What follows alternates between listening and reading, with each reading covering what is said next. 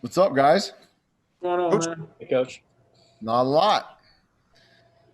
Great things going on. Big day here in Albuquerque. Big day for the Lobos. Big day for all these kids across the country. Little momentum here, which is cool. So, what questions you got? What do you want to talk about? What about the local kids, coach? As far as you guys keeping your word about getting these local kids in there, and it seems like they're buying in. Well, no doubt. Especially the two Albuquerque kids for sure. Luke Wysong and Jason Lowry. We're excited to have them in our program. I mean, two Albuquerque kids. I guess you can call Luke a Rio Rancho kid like Isaiah. The metro area to me is all the same. And then obviously Larry Luna and Jaden Phillips from around the state. I mean, we're gonna go through the entire state every year and try and find the best players that we think can help us be a better football team. And the state of New Mexico, not only our four, but had a really good day, really good signing day overall. And so those guys being New Mexico kids and going to other places like Tyler and Sam, Chance, I mean, those are really, really cool deals. I've congratulated them. I think it's really cool that they're going to represent New Mexico. If we get the chance, I want to whoop their tail. And for one of them, for sure, we will. And I'll shake his hand after the game, and regardless of how it turns out, and I'm going to cheer him on. But I mean, we're going to build off of as many New Mexico kids as we can, and find the best football players. But there was enough excitement over the last couple weeks. I mean, the recruits, they have a chat. All of our committed guys have a chat going, and it was pretty cool to watch them interact over the past couple weeks. Go ahead, Steve. I hope you could hear me, Danny, but I'm wondering, obviously there's a bunch of challenges this year with recruiting. What were some of the challenges that stick out, you think? You know, on paper, we've signed a really, really good class. The challenge that we had is, as well as everybody, none of these kids have been on campus for an official visit, for an unofficial visit, that's been guided by a coach of any kind across the country. When the pandemic hit last March, the NCAA was pretty quick to act and make everything a dead period that they have actually extended until April 15th of 2021. So how we're doing this press conference right now is the exact same way we did recruiting. I think our coaches, they did a wonderful job building relationships. Coach Somerville, our recruiting coordinator and our running backs coach, I mean, I'm very thankful that he's young. He's into technology because this stuff was different than we've ever done. Now, being an old video coordinator guy, I try to dabble with that, and I make things harder on Chase and Frank and Jordan than probably they want, but that's okay. It comes along with it.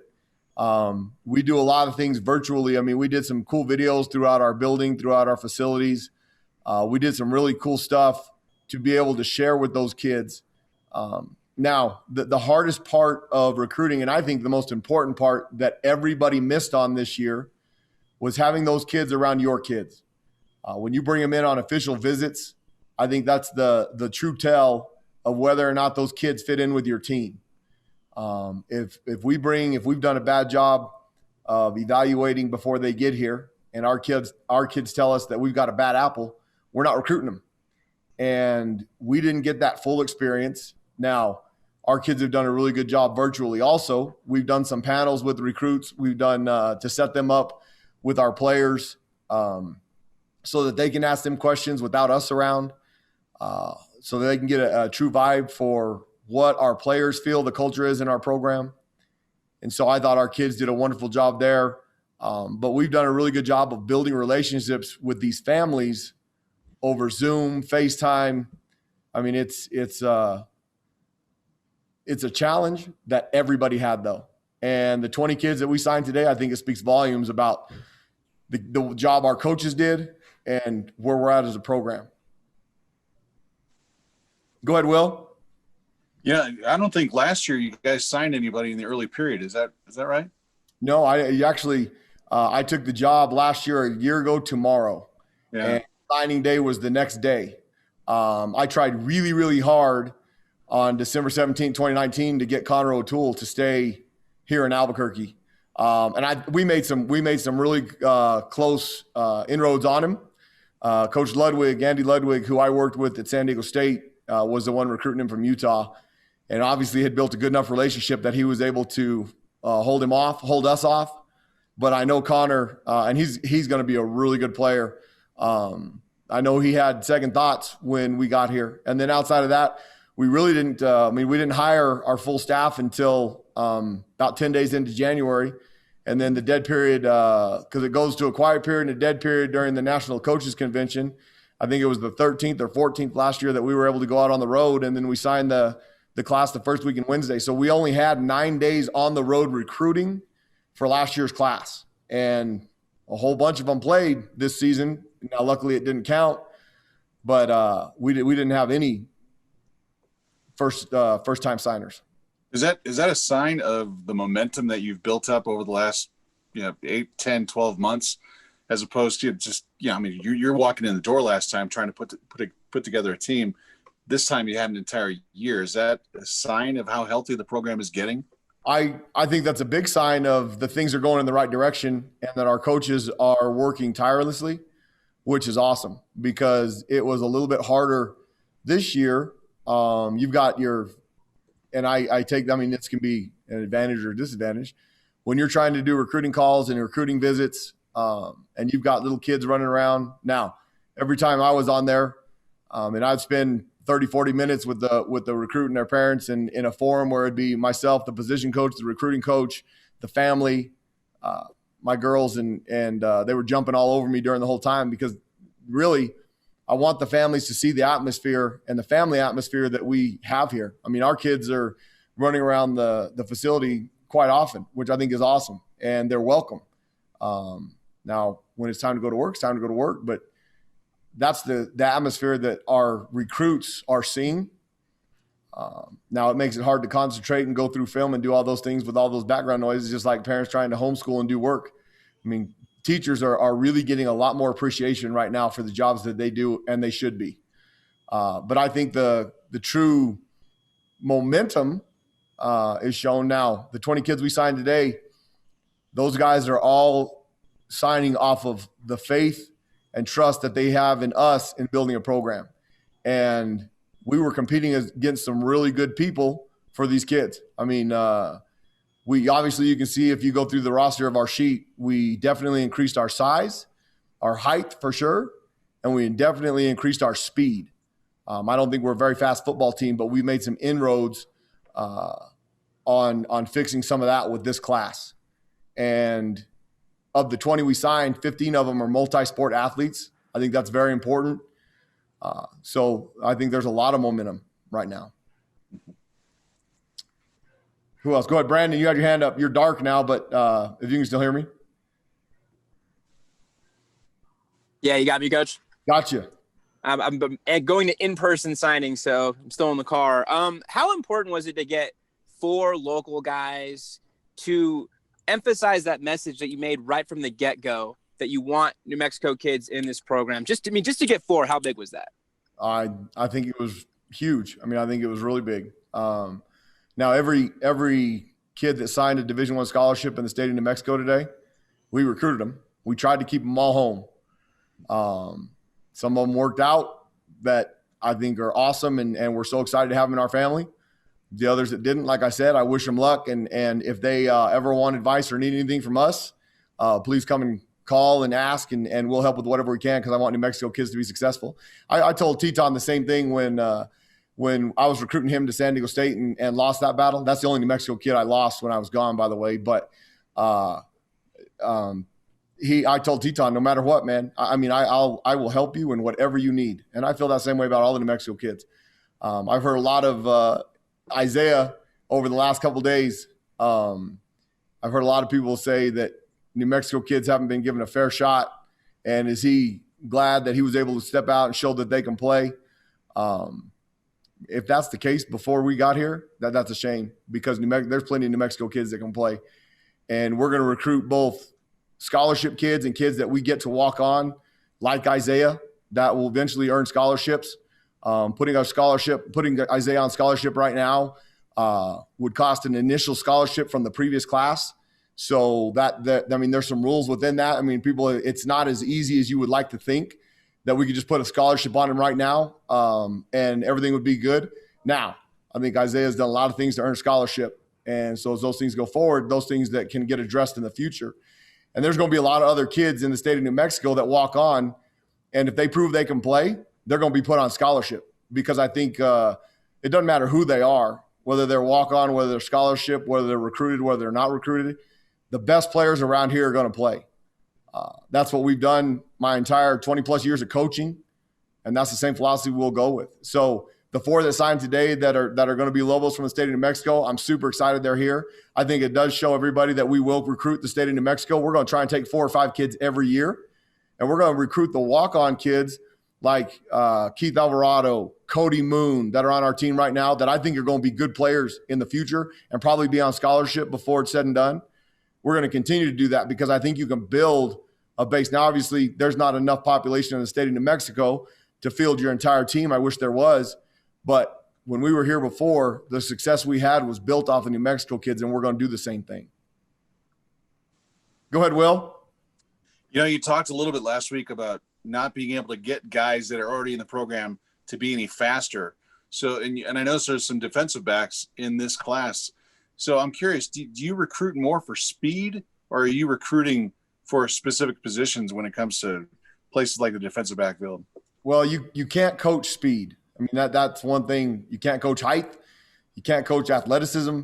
I want football players and I want athletes, and the direction from the coaches when we have staff meetings and we talk about who we want and what we want. I mean, I think position coaches have autonomy over the guys that they want to play and they want to coach, because if you don't have say-so and it's your group, well, you get hired and fired based on how your group performs. And if you don't have the autonomy to pick them, I don't think that's right. And that's how we've always done it. But the philosophy has to be the same. And our philosophy around here is we want the best football player on the team if we can get him. The guy that's returning punts, returning kicks, that plays multiple positions, wide receiver, DB, running back, linebacker. I don't like guys that only do one thing. I don't like guys that only play one sport unless there's a reason. Now, occasionally, linemen will be football only. I really push those guys to try and wrestle or throw the shot put, throw the javelin or the discus, because I think all that muscle memory helps. When you do one thing over and over, you become a robot. Speed, you can't coach speed. We've got 4 or 5 guys on that list that are sub 1100 meter. That's 100 meter guys. I mean, that's awesome. And I think that's the thing that we need to improve on this football team is speed. Now, the last 2 weeks, I thought our football team played pretty hard. They ran to the ball hard. I mean, there's some deficiencies on that 84-yard touchdown run. Obviously, we didn't have a guy fast enough to chase down Jordan Mims. Now, we didn't take good angles, but obviously we need some guys that can run somebody down if they break something like that.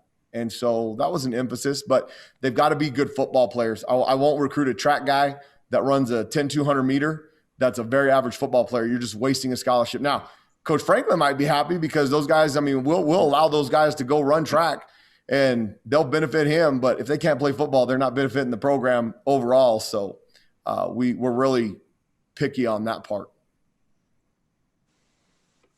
Who else? Go ahead, Steve. I was wondering how many of the 20 are going to be early graduates. I know Bear, the quarterback, is, and what would be the ideal schedule for them coming in? It's going to happen quick. Right now, we've got 3. Bear, Aaron Dumas will be here, and top of my head. Hold on, I have to look here in a second. They will be here when we start school on January 19th. AJ Odoms, who we gray shirted, will be here also with that group. We had a couple more that weren't able to get some classes because of the pandemic that they've had to push to May. But I mean, I love the fact that a quarterback can be here, a running back. I mean, Aaron Dumas is a big get for us. He's going to be a big time. He's got an opportunity. He's like Nate Jones from last year. Last year as a junior, he led the entire country at all levels in total rushing yards, at over 3,000 rushing yards in one football season. Was first team all 6A all state in the state of Texas. We were recruiting him when I was at my previous stop. Coach Somerville built a relationship with him. He was having a great year, and because of the pandemic, El Paso football shut down for about 5 weeks, which probably significantly helped us because it put less eyeballs on him because he was on pace to have the exact same season he had the previous year. Now he had Power 5 offers and he had plenty of opportunities to go other places, but I think an opportunity at building a relationship with the young man is why he's here. And I mean, we can keep recruiting kids like that. We're going to be pretty darn good around here. Go ahead, Steve. And Danny, do you know how many seniors are going to be coming back for 2021? Or I have not solidified that yet. Part of it is all the final grades are not back until December 17th at 5 p.m. I haven't met with all of them yet. That's transpiring over this week with some of the stuff. I mean, recruiting, and I don't want to say they're not being recruited, but the seniors that are coming back are guys that want to be, that are dying to play football. If a guy has to think about it, in my opinion, I mean, that speaks volumes right there. So until all of the grades are back and until I get done meeting with all of them, we won't announce. Now, some of them have already gone, like Joey Noble. I mean, he put it, obviously I met with Joey and I said that last week. There's others on there, but we'll release all of them. And then we have to work in the scholarship number too. I mean, some of those decisions are based off of what we do. Now, we still have 5 initial scholarships that we saved intentionally. Last year's class we put together, I thought we found some really good guys in January after all the signings had happened. And you go do your research to see who's left. There was obviously plenty of players left last year, and we got a handful of really good ones. So we'll continue down that path. And then if you've noticed on there, all 20 of them are freshmen.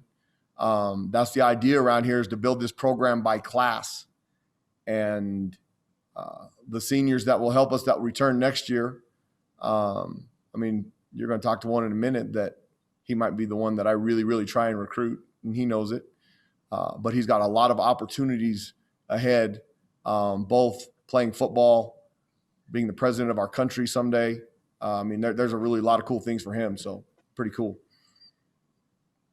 Go ahead, Van. Do you feel like you got your needs met, what you wanted to get for this recruiting class? Yes, so far. We still have those 5 spots, which I think are very important. I still think we need to get better up front on both sides of the ball. I thought we did a great job on the offensive line. I mean, and the momentum, I talked about the alumni helping us and getting back involved in our program. Harrison Cole from Georgia, that's directly from Terrence Mathis. And I mean, I spoke to him again this morning. We went back and forth on text message. I mean, he's willing to do whatever he can. There's a bunch of pretty good players in Georgia that he touches. And so we've got opportunities to have a little recruiting base right there. Brian obviously helped with some of the kids. I mean, they identify kids. Brian has a son that's in high school there at Castile in Tempe. So he's around a lot of those kids. And then Glover Quinn has a couple cousins. I mean, there's a lot of guys that are trying to help us. That's awesome. And so we were able to meet some of those needs. Now I think across the D-line, we still need to get bigger and quicker. I think Jay Sean will help with that significantly. And then if you look at the 2 tight ends we put on there, they're really tall. You see Connor Kinslow last week against Fresno. I think Connor Kinslow and Connor Widoff in about 3 years are going to be the biggest, best-looking tight ends in this league. So, I mean, we're going down the right path now. A lot of these kids are kids that are going to have to be developed in our program, both in the weight room and on the field. And so, I mean, it's a marathon, not a sprint. We had some success the last 2 games of the season, obviously going in the right direction, but we still have a long way to go to build a consistent winner and the idea of what we want to do around here. Hey, Coach, just real quick, just one, and I'm just yes or no answer on this. Did you get the text I sent you? Just now? No, I sent it to you yesterday. Oh, yeah. Yes, I did. I just want to make sure. That's all. That's it. Yes, I was like, what, did you send me a private one? We're trying to get a little conversation? No. Yes, I did. Thank you. Okay. All right. Go ahead, Will. I saw you had your hand up. Yeah, you have a quarterback named Bear, which is he wins the name game for you. But I'm curious, what does this kid bring for you, and do you anticipate him maybe competing for a spot? I mean, every spot on our team obviously is open. I mean, with the 21 true freshmen that we played this year, we're not afraid to play them. Now, obviously, next year we'll go back into, unless things don't change or whatever rules get conceded or what. Everybody got to play this year, and it didn't count against their eligibility. This is going to be the only class that's really had, which I believe should be all the time, 5 years to play 5 years. So those guys basically got to play, and we got to use them and didn't have to worry about the 4-game redshirt rule. I think those guys understand that we're going to play the best players no matter who they are. If Bear comes in and he outcompetes all of our quarterbacks, then he would definitely be the starter. What he brings is, obviously, he comes from a winning program. Boulder Creek had a great season. They played all year in Arizona, so we actually got to see senior tape on him, which is awesome. Hopefully the kids here will get an opportunity to play in the spring. But he's big, he's athletic, he can throw it. Him and CJ Montes both, they bring – CJ's obviously another dual threat quarterback from our California quarterback. Both those kids are going to be – I mean, they're going to want to compete. They think they're good enough to be the starter, and that's what you want. That's the attitude you want them to have. And if a kid comes in now, I give all of them the opportunity to redshirt and say, Coach, I just want to get bigger, faster, and stronger, and not play. But none of them take it. None of them want that. If they're good enough to play, they're going to play. Now, as we get into the season, you get 3 or 4 games in, and you've played a lot or you haven't played a lot, and kids realize that they want the opportunity to grow within the program. Some of them at that point might make that decision, and I think that's the right decision, and we'll make it for them in often cases. But I want them all to come in with the attitude that they are the guy, especially our 2 quarterbacks, because you need that position specifically to have that leadership capability and attitude. Go ahead, Steve.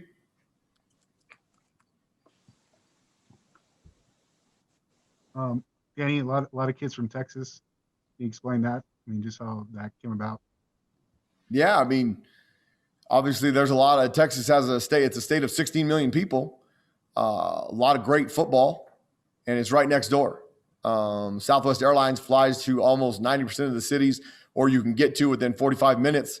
I mean, realistically, to be able to get those kids back and forth and to get our coaches in and out, you have to be smart in recruiting. There's plenty of good players in Texas, Arizona, New Mexico. Obviously, we'll hit Colorado and Utah, and then Southern California. Now, there's parts of middle and Northern California that we have, if we have connections to. We're not going to spend a whole lot of time there. But you have to understand what Albuquerque is. And kids that are used to being at the beach and those kind of things, they struggle when they get here. Now, if they can make it through 2 years, they're going to be just fine. Texas kids don't really have much of an issue coming to Albuquerque. It's not significantly different. Now, there's a lot of places in Texas that are a lot greener in Albuquerque year-round. And some of them get off the plane in December when they come here and they go, wow, it's awful brown. But we can show them pictures of what it looks like in April and May and June and how beautiful it is. And some of them are used to that now. It's easy to get to, and I think the football is really good. Some of the kids in Texas have been so well coached, and this can be an advantage, disadvantage. They're so well coached that their ceiling isn't as high often. Now, if you find really, really good players, their ceiling's high enough. Some of the coaching at other places, they don't have, it's not as emphasized as much. I mean, almost every high school in Texas has a field house where the coaches are there all day. They don't all have to teach classes. So football, the emphasis on football is higher. California doesn't have that. Arizona is 50-50 on that. I mean, obviously here are our 2 schools that have been the most dominant in the state the past 6 years. are Rio Rancho and Cleveland, and they have that Texas model. They both have field houses. They both have their own stadiums. I think there's a lot to be said about the success of the football programs and the student athletes that come out of those places. I think there was a few kids. I mean, obviously Trey Watson signed with the team we just beat, and Luke Wysong signed with us from the same team at Cleveland. So obviously that seems to help. But our footprint, the states that touch New Mexico, are going to be right after New Mexico our priority.